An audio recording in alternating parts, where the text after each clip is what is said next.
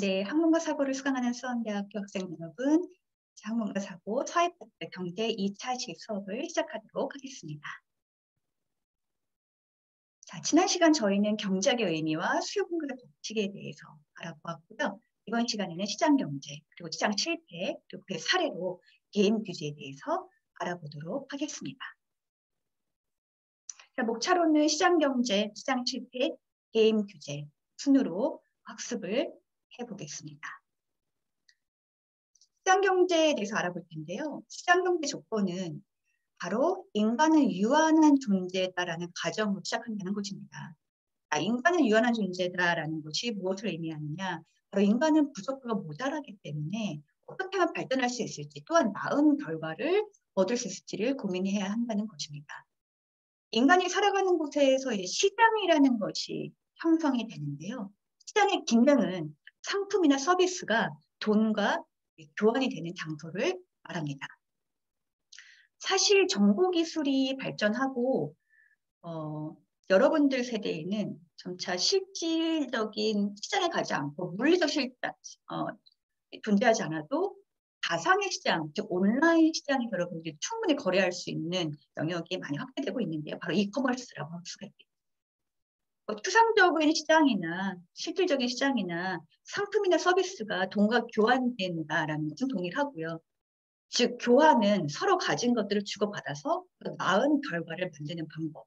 그것이 바로 이제 시장이 해내고 있는 역할이 되겠습니다.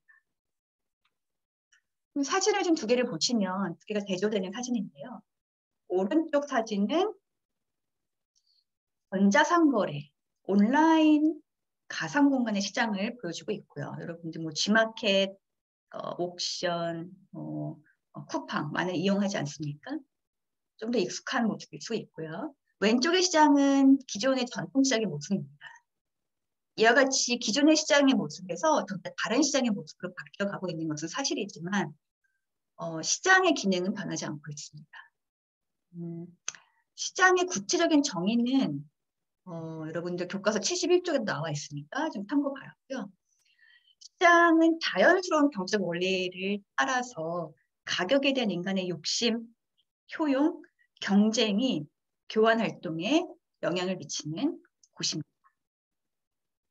시장 경제 개념을 좀 정리해보도록 할 텐데요. 지난 시간에 배웠던 공급과 수요, 그러니까 가격에 따라 수량이 바뀌는 방법을 받아들이고 여기서 공급과 수요에 대한 내용, 지난 여러분들 학습을 하시기 바랍니다.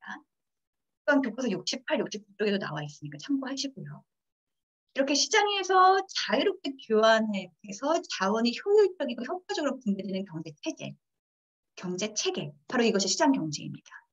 인간은 합리적인 동물이다라고 배웠고 합리적으로 효용을 생각하는 인간은 경제적이다라고 배웠습니다. 이 경제적인 인간들이 시장에 모이게 되고 시장의 중심이 되어 이익을 추구하는 행동들을 하게 된다는 것이죠. 그 결과가 무엇입니까? 그리고 그 결과 부가 만들어지게 되고 부가 분배가 되게 되죠. 이걸 사익 추구라고 하는데 개인의 경제활동을 자유롭게 할 수 있고 사유재산도 폭넓게 인정한다는 것이 바로 이 시장 경제의 특징이라고 볼 수 있습니다. 자, 그렇다면 시장 경제가 풀어나가야 할 문제가 있습니다. 이것은 여러분들 봤을 때 굉장히 간단한 문제라고도 보실 수 있으나 사실 그렇게 간단하지만은 않습니다. 자, 세 가지의 문제점들이 있는데요. 첫 번째로는 무엇을 생산할 것인가, 그리고 두 번째는 누가 생산할 것인가, 그리고 세 번째는 누구에게 분배할 것인가 라는 질문을 우리가 바로 시장 경제에서 풀어나가야 할 문제라고 합니다. 자, 그렇다면 먼저 무엇을 생산할 것인가를 보도록 하겠습니다. 생산되어야 할 재화나 서비스 종류와 수량을 결정을 해야 하죠. 그럼 누가 이 종류와 수량을 결정을 할 것인가? 주로 이제 기업이 담당을 하게 되겠죠. 기업의 오너나 경영자가 바로 이제 수요와 공급으로 생각을 하게 됩니다. 경영자는 수입을 얻을 수 있도록 상품을 판매하거나 서비스를 시장에 공급하는데 이때 구매 활동이라는 것이 습관이 되고요. 구매 활동이라는 것은 원자재를 구입한다던가 서비스 인력을 교육시킨다던가 이런 모든 활동들이 다 구매 활동으로 우리가 이야기합니다. 시장의 소비자들이 원하는 재화나 서비스를 공급하면 이 기업이나 경영자는 더 많은 수익을 얻을 수 있기 때문에 기업은 소비자들이 무엇을 원하는지 굉장히 신경을 씁니다. 시장의 반응을 본다는 것인데 시장의 반응을 통해서 생산할 재화나 서비스의 수량을 결정을 하게 됩니다. 생산 원가도 무엇을 생산할지에 대한 부분에 굉장히 중요한 요소가 됩니다. 왜냐하면 같은 제품이나 서비스를 보다 저렴하게 생산할 수 있으면 큰 이익을 볼 수가 있기 때문입니다. 생산에 필요한 구매 활동을 할 때 낮은 원가의 원료나 서비스 교육의 비용을 줄일 수만 있다면 이 또한 관련된 제품이나 서비스 생산이 늘어날 수 있기 때문에 기업에서는 또는 경영자 입장에서는 고려 대상이 되는 것이겠죠. 두 번째 질문은 바로 누가 생산할 것인가입니다. 당연히 뭐 기업이라고 얘기할 수 있겠는데요. 왜냐하면 시장경제의 주된 생산 주체는 기업이기 때문이고 기업임이 틀림이 없기 때문입니다. 그러나 면밀히 따져보면 정부도 공공서비스와 제품을 공급하고 있기 때문에 공기업의 형태로 공급 주체를 정하고 민간과 협력하는 경우가 있죠. 따라서 뭐 기업이 주가 되겠지만 정부도 그 누가에 해당이 될 수 있다는 것입니다.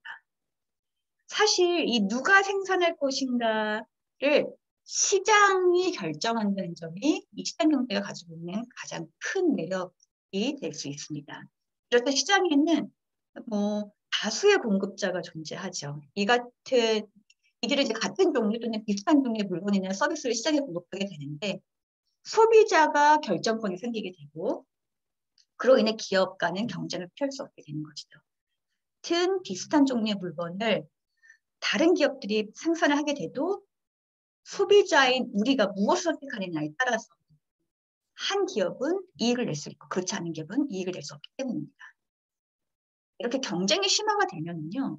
생산 원가가 달라져요. 최소 이익을 남길 정도까지 가격이 내려갈 수 있다는 것입니다. 따라서 시장의 승자는요. 적은 비용으로 생산할 수 있는 능력을 갖춘 자입니다. 즉 생산 효율성을 따져봐야 된다는 것이죠. 세 번째는 가장 중요한 부분이기도 하고 가장 어려운 부분이기도 합니다. 누구에게 분배할 것인가? 생산은 부가가치를 만든다. 먼저 이것을 우리가 생각해 봐야 되겠는데요. 자, 부가가치란 무엇인가? 바로 생산 과정에서 새로이 덧붙여진 가치입니다. 원가 100원짜리 물건을 200원에 판매했다면 100원의 이익이 생기죠. 이렇게 경제활동에서 얻어진 초과 수익을 부가가치라고 하고요. 그렇다면 부가가치는 누구에게 돌아갈 것인가를 생각을 해봐야 됩니다. 자, 기본적으로 생산하고 판매한 참여자에게 돌아가는 게 마땅하죠. 이 과정에는 정말 많은 사람들이 관여가 됩니다. 이해관계자라고 표현을 하는데요. 따져보죠. 부가가치에 대한 기여가 가장 큰 생산 요소에 많은 이익이 돌아가고 기여가 적은 곳에는 적은 이익이 돌아가야 정의로운 것입니다. 교과서에는 예를 살펴볼게요. 72쪽에 보면은 사람들이 많이 오가는 길목에 과일 가게를 찾았다고 칩시다. 길목에 과일 가게를 차린 것은 그냥 손님을 끌어모으는 중요한 장소이죠. 따라서 장소를 제공한 사람이 큰 기여를 했다고 봅니다. 또한 과일을 공급한 공급자도 큰 기여자고요. 과일을 판매한 상인은 어떻습니까? 상술로 손님에게 하나라도 더 판 상인이야말로 큰 기여자입니다. 자, 그렇다면 기여자가 또 있죠. 만약에 겨울에도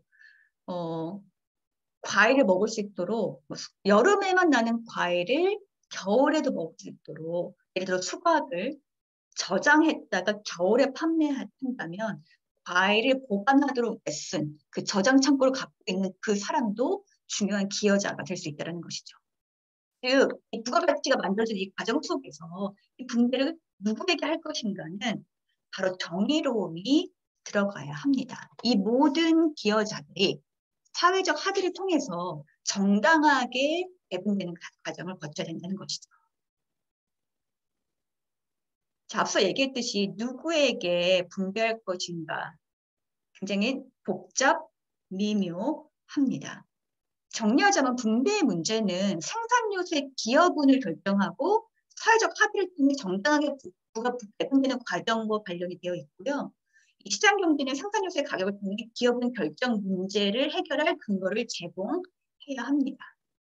기업은을 결정하는 일은 아까 얘기했듯이 너무나도 많은 기여자들이 있기 때문에 쉽지가 않습니다.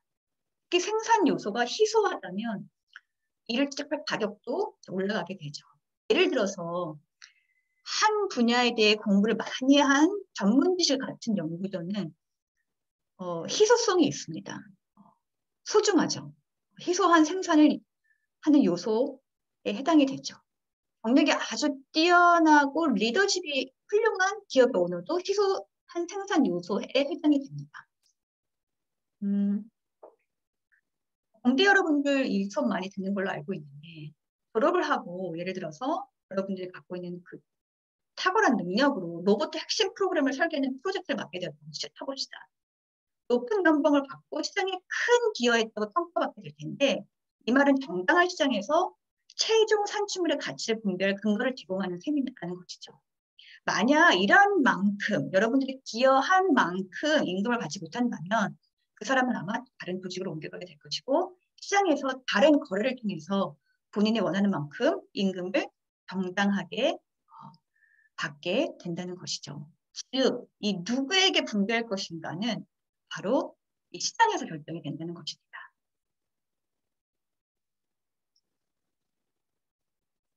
자, 생산 자원과 기술은 인간이 가지고 있는 욕심과 욕망에 비해서 한계가 있습니다. 따라서 우리는 합리적으로 자원을 배분하는 방법을 찾아야 하고 시장 경제에서는 효율성과 공평성에 관심을 두고 분배를 해야 합니다.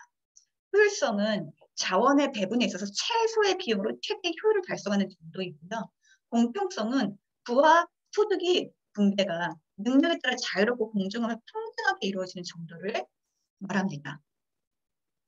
경제학에서는 시장 경제가 효율성과 공평성을 바탕으로 움직인다고 전제합니다. 이것은 매우 이상적인 거죠. 하지만 실제 시장 경제는 과연 효율과 공평을 바탕으로 움직일까요? 여러분들 어떻게 생각하십니까? 그런 경우도 있고 그렇지 않은 경우도 있겠죠. 밀턴 프리드만이라는 유명한 경제학자는 시장 경제에 의해 효율적인 자원 배분은 가능할 수 있어도 공평한 분배가 달성된다는 보장은 없다고 일찍부터 효율적이긴 하지만 공평하지 않을 수 있다고 주장을 한 것이죠. 이렇듯 사회 불평등은 공평성이 파괴된 결과이고요. 시장의 효율성에도 좋은 영향을 미치지 못합니다. 그럼 누가 개입하고 조율해야 하는가? 바로 정부이죠. 프리드만은 적극적인 정부의 개입은 결국 시장 경제 본래의 기능을 회복하도록 돕는 것을 목적으로 해야 된다고 주장하고 있습니다. 너무나도 정부의 개입이 적극적이어서 시장의 경제 흐름을 막거나 통제하는 것은 바람직하지 않습니다. 그럼 여기서 이제 우리는 시장 실패, 정부의 개입으로 인한 시장 실패에 대한 사례를 좀 살펴볼 텐데요. 매우 현실적인 사례입니다. 이때는 바로 1929년 10월 24일, 우리는 이제 이날을 검은 목요일로 부르고요. 배경은 바로 미국의 뉴욕 증시입니다. 자, 이날 뉴욕 증시가 폭락을 하고 대공황을 맞이하게 되는데요. 이때 미국은 시장 경제라는 것을 채택하게 됩니다. 1923년부터 29년까지 미국은 유럽의 호황을 겪게 되고요. 산업 생산은 2배로 늘어나고 GDP는 약 40% 하게 됩니다. 이때 미국은 군수품과 식량을 팔아서 막대한 이익을 발생하게 되는데 이때 1928년 시점으로 주식시장이 팽창하게 되고 28년도에는 정점을 찍게 됩니다. 그런데 이 뉴욕 증시가 29년 10월 28일에 폭락했던 그 배경에는 바로 이 굉장히 유례없는 호황이 지속되면서 주식시장이 팽창하고 어마어마한 이익을 낸 이 시점에서 거품이 꺼지기 시작하고 대공황이 시작하고 경기가 후퇴된 것이죠. 그리고 그에 따라서 대공황이 시작이 되는데 이때 어떤 결과를 초래하게 됩니까? 바로 1929년 다우존스 지수가 380으로 떨어지고 1943년에는 40대로 추락하게 됩니다.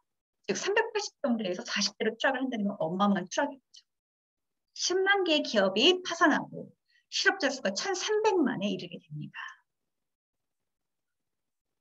자, 이때 정부가 적극적으로 시장을 개입을 하게 되고 실패를 맛보게 되며 부의 편중이 가중이 되고 소수의 경제 주체가 시장 경제를 왜곡하는 이러한 결과를 낳게 되는 것이죠. 이게 바로 현실이었습니다. 우리는 시장 경제가 매우 자유롭고 자유주의 경쟁 시스템에서 시장 기능을 성공적으로 해줄 것이라고 생각을 하는데, 그런데 현실적으로 시장을 보면요, 문제를 해결하기도 하지만 문제를 만들어내기도 합니다. 정부의 개입으로 문제를 해결하기도 하지만 문제가 만들어지기도 한다는 것이죠. 경제학자들은 이상적으로 완벽한 시장 경제라는 것을 꿈꾸게 얘기하지만 현실에서는 불평등, 분열, 각종 가난을 겪고 있다는 것입니다. 자, 왜 그런 것일까요? 왜 우리는 시장 실패를 경험하는 것일까요?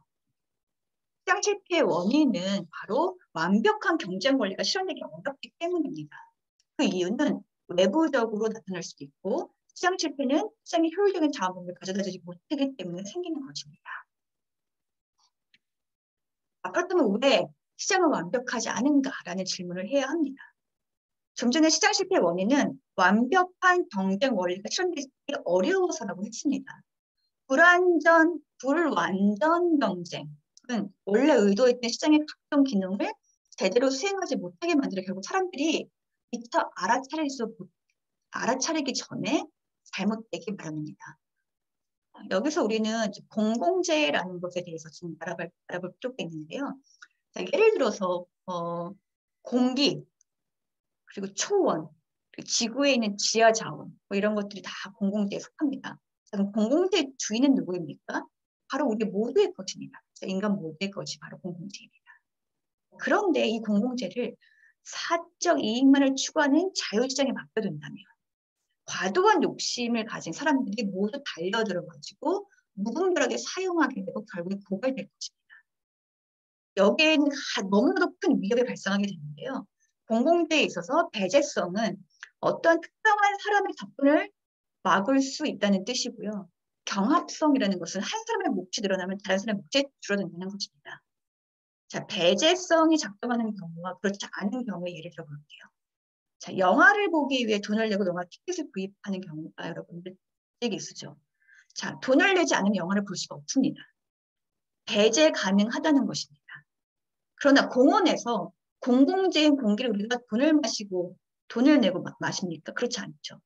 이런 경우 배제가 불가한 경우라고 얘기합니다. 자, 경합성의 경우를 살펴볼게요. 경합성의 경우는 좌석이 5개인 승용차에 2명이 승차했다고 칩시다. 이게 3사람이 더 탈 수 있잖아요.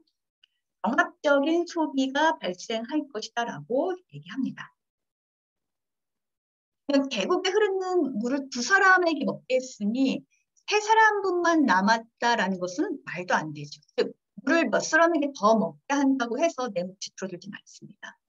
배제가 가능하고 경합적 소비가 일어나면은 시장의 기능이 잘 작동할 여건이 갖춰진 겁니다. 다시 얘기해 드릴게요. 배제가 가능하고 경합적 소비가 일어나면은 시장의 기능이 잘 작동할 여건이 갖춰진 것입니다. 영화표와 승용차의 예를 한번 생각해 보십시오. 반면 배제가 불가하고 비경합적 소비는 가격의 기능이 잘 작동하지 않습니다. 즉 공원과 공기의 계곡의 물 이런 것들 생각하시면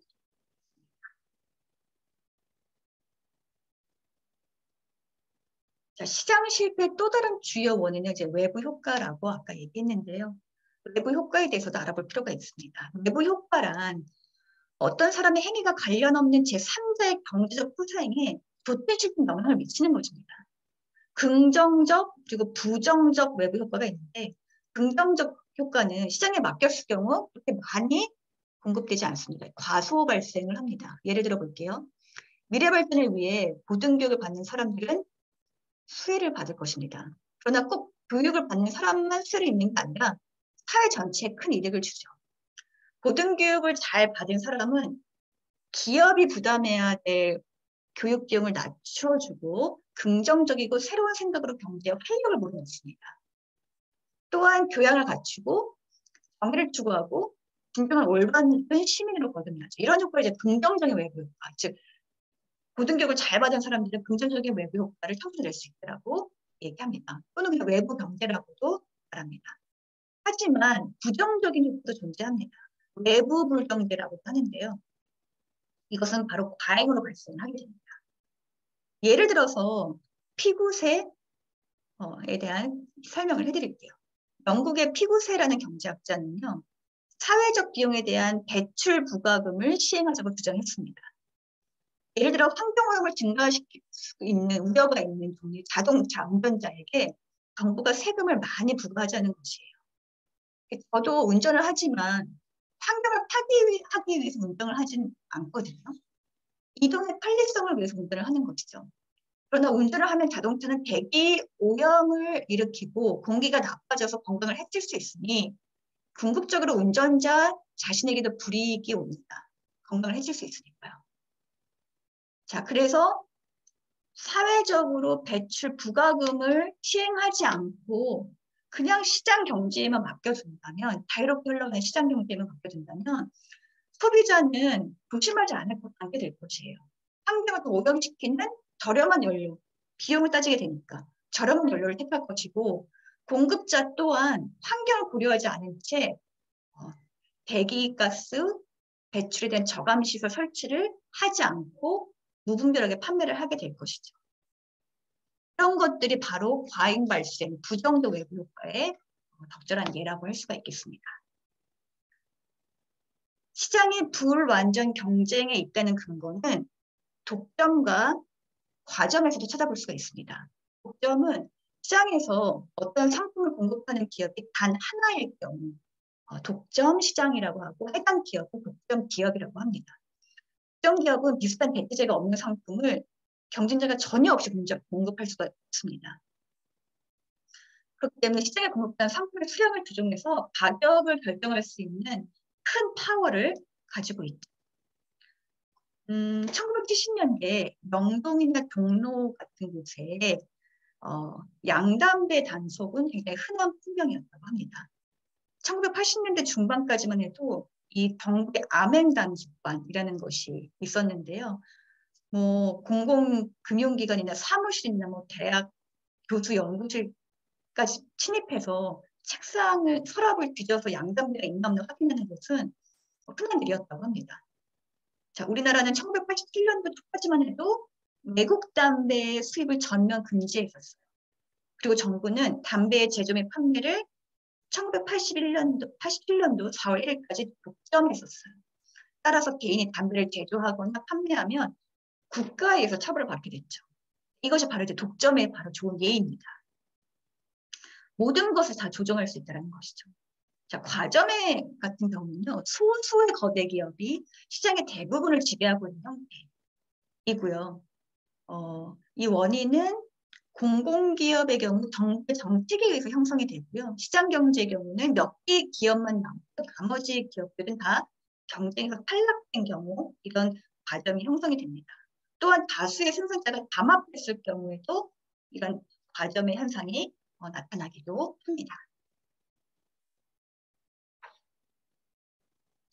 자, 시장경제에서는 누구나 정보를 가지고 있지만 누구는 정보조차 얻을 수 없는 상황이 자주 발생을 합니다. 이걸 바로 우리는 비대칭 정보 또는 비대칭적 정보라고 얘기합니다. 예를 들어 볼게요. 보험시장을 예를 들어보죠.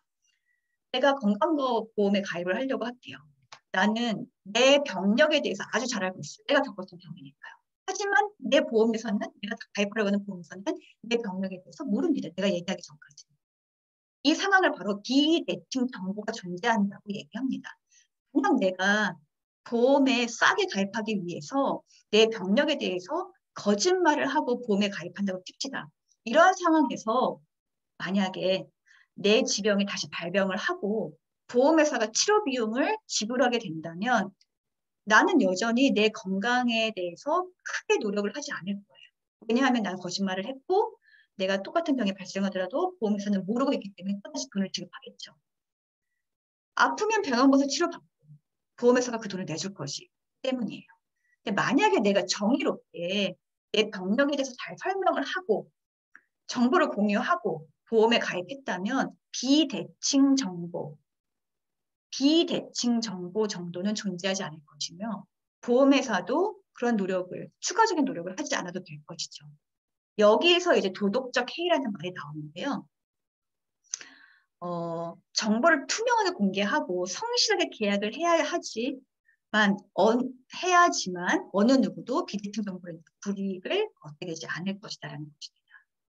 본인과 대리인 간에 도덕적 해이가 존재해야 되는 것이죠. 자, 다음으로는 다양한 시장의 실패 요소들을 최소화하기 위해서는 정부가 개입을 해야 한다라는 목소리가 나옵니다. 정부가 개입을 해서 세금을 부과한다거나 아니면은 정부가 직접 지출을 하고 각종 정책을 도입시켜서 시장 실패를 최소화한다던가 뭐 이러한 노력을 할 것이죠. 그렇다면 정말 정부의 개입이나 규제가 전적으로 만병통치 역할을 하는 것인가? 그렇지만도 않습니다. 정부 실패라는 말이 있는데 각종 정책이나 규제도 바로 결함을 가지고 있다는 것이죠. 원래 정책 목표를 달성하지 못하게 되면은 더 큰 시장에 큰 혼란을 야기하고 경제적 편익을 왜곡하는 문제가 생겨나게 된다는 것입니다. 여러분들은 다양한 뉴스를 통해서 정부가 시장에 개입함에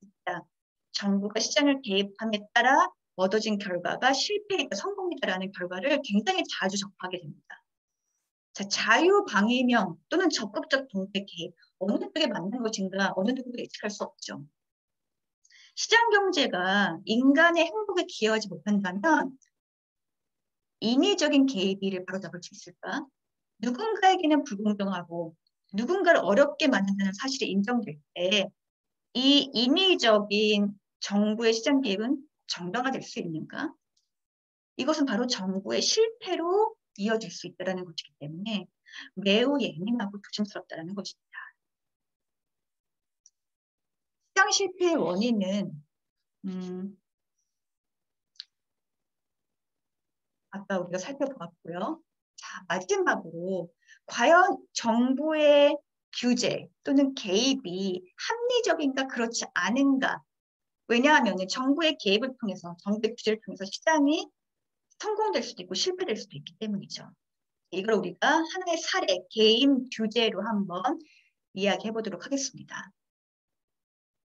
자, 먼저 2018년도 온라인 개인 규제에 대한 인식조사, 국민들에게 인식조사한 결과를 좀 공유해 드릴 텐데요. 이때 522명이 참여를 했고 연령대는 20에서 30대에 해당이 되었습니다. 20대, 30대가 28%였고 40대가 23%, 그리고 50대가 24%로 골고루 편중되어 있었습니다. 결과는 무엇입니까? 이 인식조사의 결과는 정부의 개인 규제의 필요성에 대해서 65.5%가 공감한다. 그리고 성인뿐만 아니고 청소년에 대한 개인 규제가 긍정적이다라고 85% 육박하는 참여자가 응답해 주었습니다. 자, 뭐 지금 현재 그동안 발전되어 온 정부 온라인 게임 규제는요. 월 50만 원 결제 규제를 가지고 있고 1회 사용 가능한 개인 머니를 규제하고 있고 그리고 1일 10만 원 이상 페이먼을 이뤘을 때 24시간 동안 게임 접속 금지로 규제하고 있습니다. 자, 이러한 것들에 대한 평가는 1일 금액 규제 또는 1일 접근 금지 규제에 대한 부정적 의견이 또 84%나 됐다는 것이에요. 전반적인 온라인 게임 규제에 대해서는 부정적이었는데, 긍정적이었는데, 이렇게 규제, 1일 규제 또는 1일 접근 규제에 대해서는 부정적인 반응이 나왔다는 것이죠. 상반된 반응이었다는 것입니다. 성인용 웹보드 게임 규제 유형을 좀 찾아봤습니다. 한국의 성인용 온라인 게임 시장은 굉장히 위험하기도 하고 도박 중독으로 연결될 수 있다고 많은 사람들이 경고합니다. 온라인 게임을 하다가 가사를 탕진하거나 자살한 사람이 있기도 하고요. 이런 것들이 뉴스로 대대적으로 보도가 되고 온라인 게임을 한 이제 연예인들은 자수의 시간을 갖는 것을 우리가 보지 않았습니까? 사회에 대한 인식이 사회성, 한탕으로 인식되고 있는 게 현실이긴 합니다. 경제적으로 볼 때 게임 시장은 거대한 시장입니다. 건전하거나 대중적이다라는 이미지는 적지만 시장 자체는 굉장히 크다라는 것이죠.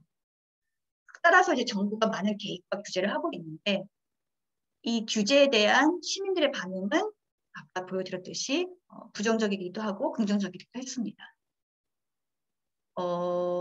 게임 규제에 대한 평가는 온라인 보드게임을 사용하는 사용자로부터 얻은 답은 얼마 안 되고요. 일반적인 시민으로부터 얻은 답이 대부분이었습니다.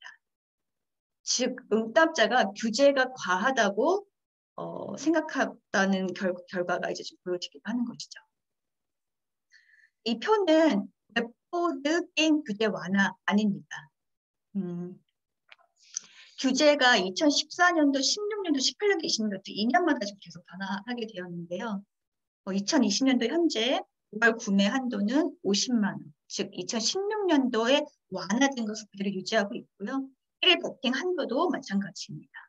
1일 손실 한도를 2016년도에는 10만 원으로 규제를 했는데 2020년도부터는 폐지를 했습니다. 게임 상대 선택도 소액방 가능으로 계속 유지하고 있고요. 자동 베팅은 불가하게 유지하고 있습니다. 본인 확인도 연 1회로 완화해서 유지하고 있습니다.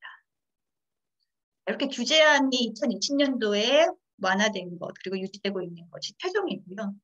여러분들 조금 더 뉴스를 찾아보셔도 좋을 것 같습니다. 최근에 이 규제가 유지되고 더 완화된 것이 있는지 한 번 더 찾아보시는 것도 좋을 것 같습니다. 이렇게 우리가 온라인 웹보드 게임에 대한 정부의 규제에 대해서 좀 살펴보았는데요. 이 성인용 웹보드 게임은요, 이제 하나의 보드, 즉 판을 만들어 놓고 진행하는 온라인 게임입니다. 여러분들 우리가 생각하는 뭐 고스터, 포커, 장기, 바둑 등을 온라인에서 한다고 생각하시면 돼요. 그 게임 머니가 실제로 환전되지는 않아요. 그래서 도박과는 다르지만 쉬운 접근성, 그리고 중복성, 그리고 불법 환전 이런 것들이 가능성이 있어서 사행성을 조장한다는 의미로 정부의 규제를 받고 있는 것입니다. 자, 여기서 제가 과제를 내드릴 텐데요. 과제는 바로 이것입니다. 최근 개정된 성인용 온라인 웹보드 게임 규제 완화 현황 또는 규제 완화 이후의 게임 시장을 좀 조사해 보세요. 자, 제가 보여드렸듯이 2020년도에 이 완화안이 아마 최종적일 것으로 보여지는데 조금 더 찾아보는 것도 좋을 것 같습니다. 자, 이렇게 정부의 규제가 가해졌고 이 규제가 좀 완화되긴 했지만 여전히 규제는 있다. 라고 했을 때 성인용 웹보드 시장, 즉 정말 많은 사람들이 이용하는 이 성인용 웹보드 시장의 정부의 규제 완화는 합리적이다. 또는 이 정부의 규제 완화는 합리적이지 않다라는 이 두 가지의 주장 중에 한 가지를 선택을 해서 여러분들 주장을 좀 펼치셨으면 좋겠습니다. 적정 수준의 규제란 어디서부터 어디까지인가를 여러분들 글쓰기에 담아주시면 되겠고요. 우리가 앞서 공부한 이 시장 경제 측면에서 호의를 해주시면 되겠습니다. 주장 1, 성인용 웹보드 시장의 정부의 규제 완화는 합리적이다. 규제 완화를 해야 된다는 것이죠. 주장 2, 성인용 웹보드 시장에서 정부의 규제 완화는 합리적이지 않다. 이 두 개의 주장 중에 한 가지를 골라서 논리적인 글쓰기를 작성하셔야 되고요. 주장과 근거를 포함시켜 주시기 바랍니다. 자, 그리고 공백 포함 300에서 500자 이내로 작성을 해주시고요. 짧게. 성된 글은 여러분들 캔버스 과제함에 업로드 해주세요. 글쓰기 과제를 제출해야지만 이 해당 강의 출석으로 인정이 됩니다. 자, 마감일은 오늘 수업 이후 그 다음 주 목요일 밤 11시 59분까지 업로드를 해주셔야 되고요.